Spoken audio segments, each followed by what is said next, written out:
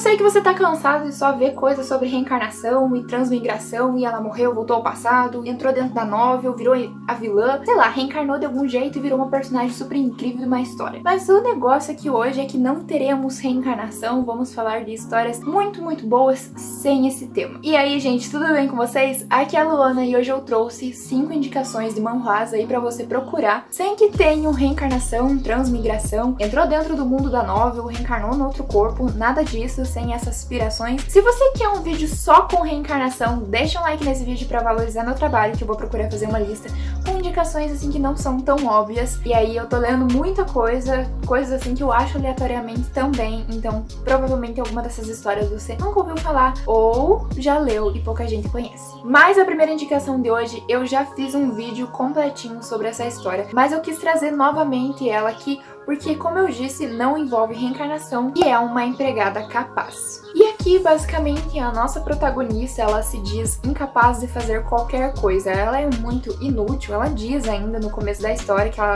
não se sente capaz de fazer nada. E ela é uma empregada. Mas, na verdade, ela é uma princesa, que é a princesa Morina. Pra sobreviver ao império que estava chegando ali pra matar todos os descendentes nobres, porque afinal de contas aquele reino era um reino derrotado e conquistado, ela se disfarça de empregada pra não perder sua vida. Aí, né, o príncipe chega ali pra matar todo mundo, ele não encontra a verdadeira princesa Morina e é dado como se a princesa tivesse desaparecido ou até mesmo tivesse sido morta, sei lá, sumiu. Ninguém sabe do seu paradeiro muito bem. E enquanto isso, ela vira uma prisioneira de guerra e é levada pra trabalhar naquele palácio daquele príncipe que exterminou, né, ali todo o seu reino ali, né, que derrotou seu reino. Ela pega e cuida de um prisioneiro que tá à beira da morte, e como ela cuidou muito bem desse homem, mesmo sem precisar, porque se a gente fosse ver, esse homem ia morrer. Então, como ele ia morrer, pra que ela ia cuidar muito bem dele? Mas ela faz isso porque ela se dispõe a fazer tudo da melhor maneira possível, mesmo que ela se sinta incapaz. E aí esse homem faz uma oração pra ela e pergunta o que ela quer. E ela diz que ela quer se tornar capaz, e eis que ela se torna capaz de fazer qualquer coisa que ela queira pra ajudar as outras pessoas. Nisso, ela começa a chamar atenção, e ela vai chamar a atenção de quem ela não deveria chamar. A segunda indicação, e talvez a melhor dessa lista, que eu assim achei aleatoriamente, e eu gostei bastante, mesmo que tenha apenas 11 capítulos até o momento traduzidos, parece uma história que tem potencial de ser diferente. O traço é maravilhoso, que é A Canção de Theodore. Alguma coisa assim, eu não sei como é que se pronuncia Theodore, mas aqui vai estar aqui embaixo os nomes, no número 2, pra vocês procurarem. Vai contar a história da Siena, que é uma princesa muito reprimida por seu pai ali, porque diz que, né, uma princesa não deve correr por aí, não deve se aventurar, não deve aprender a lutar, deve se comportar como uma dama séria, recatada, não deve ser selvagem como a Siena é. E por causa dela ser selvagem desse jeito, ela é muito repreendida, o pai dela é muito ruim com ela, dá até raiva, assim, de como ele trata ela. E o outro personagem, né, que vira amigo dela, porque a história começa ali quando eles eram crianças, é o Látio, que basicamente ele é um prisioneiro de guerra, como eu posso dizer, que as duas nações, para se tornarem amigas, para pararem de guerrear, para manter a paz, enviaram um príncipe para outra terra e a outra terra enviou um príncipe. Então eles trocaram os seus herdeiros ali, né, uma figura de poder para se tornar um prisioneiro, né, da outra terra. E aí o Látio que chegou ali para viver com a Siena. E os dois começam a ter uma relação que vai começar de amizade e vai passar pro amor. Mas por enquanto não tem muito desenvolvimento, o que é bonito mesmo são os traços nessa história e ela tá apenas começando. Antes de eu te dar a próxima indicação, que vale muito a pena, mesmo que tenha apenas 4 capítulos traduzidos, mas assim, se você quiser guardar essa história e esperar mais capítulos serem traduzidos, eu tenho certeza que ela vai valer a pena. Mas antes disso, eu queria falar pra você ir ler meu livro lá na Amazon, ele já tá disponível e também em formato físico comigo no Instagram por enquanto. Se tiver outra forma de comprar, vai estar aqui nos links. Você me ajuda muito apoiando esse projeto, né, essa caminhada como escritora. Se você tá chegando agora e não faz ideia de quem eu sou uma escritora de fantasia nacional, acabei de publicar esse livro e eu espero que muitas coisas venham dele, porque eu tenho projetos muito maiores sobre o mundo de Neve, porque aqui a nossa protagonista também vai para um mundo, mesmo que ela não reencarne e que ela não faça todas essas doideiras das histórias que nós tanto gostamos, que são os webtoons. Aqui, simplesmente, ela passa para um mundo mágico sem morrer, ou, quer dizer, não vou falar mais nada porque senão eu vou dar um spoiler pra vocês. E a terceira que eu trouxe pra vocês é The Duke's Servant, ou, né, a servente do Duque, alguma coisa assim. Eu gostei tanto dessa história, eu deixei ela separada. Eu vou esperar acumular mais capítulos pra que eu leia e eu traga uma resenha maior pra vocês, porque eu gostei tanto.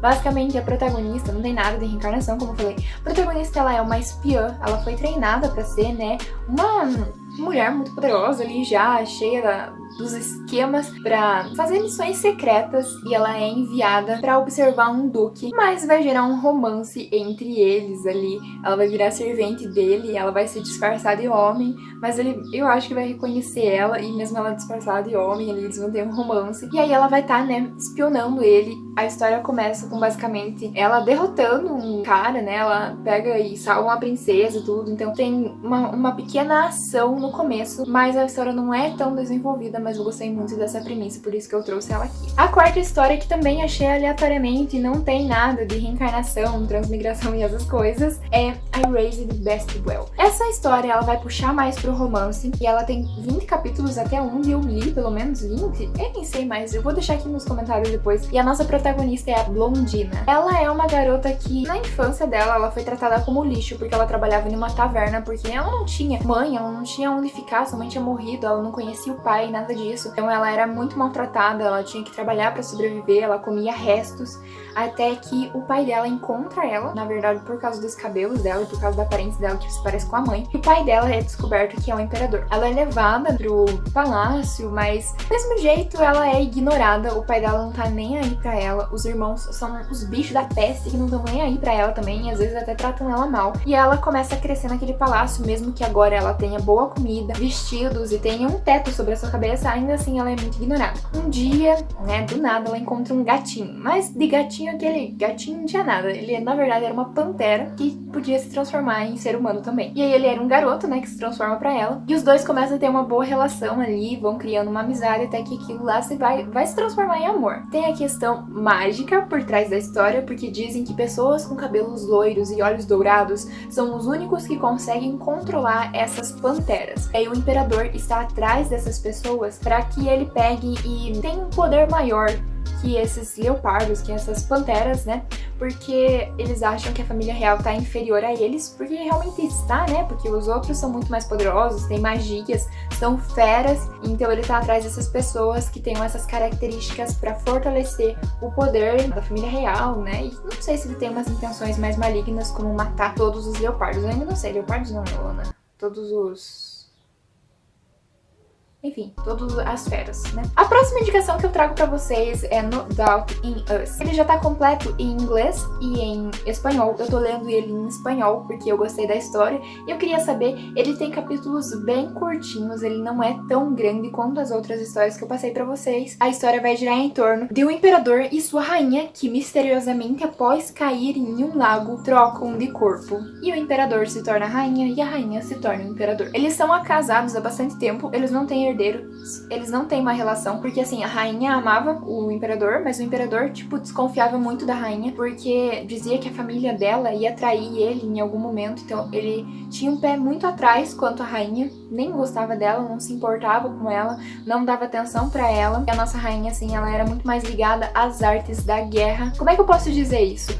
No que um era ruim, no que um falhava, o outro completava e era bom. Então eles tinham uma boa relação, só que eles não viam, entendeu? Eles podiam se completar e fazer as coisas todas juntos e se ajudar, mas eles não viam isso até quando eles tiveram que reconhecer isso por eles trocaram de lugar. Quando o imperador precisa dar conselhos de guerra e a rainha está no seu corpo, ela sabe muito bem lidar com os generais e com as coisas que eles impõem, porque eles acham que estão falando com um imperador que não sabe de nada de guerra, mas no fim ela sabe. E aí quando o imperador, né, que tá no corpo da rainha, precisa lidar com as concubinas, ele também começa a ver qual é a pressão que a sua rainha estava tendo ali e o ninho de cobras que ele tá ali participando e como era ruim aqueles jogos. Então é muito interessante essa troca de lugares e, como eu falei, são capítulos curtinhos que você consegue ler bem rápido. Beleza, gente? Eu espero que vocês tenham gostado dessas indicações de hoje. Os nomes vão estar todos aqui embaixo, como eu já disse. Se você quiser uma lista específica, comenta aqui embaixo que eu vou adorar ler. Se você tiver uma indicação pra mim também, comenta aqui embaixo que eu ando anotando tudo. Tem uma lista gigante pra mim ler e pra trazer pra vocês novas indicações.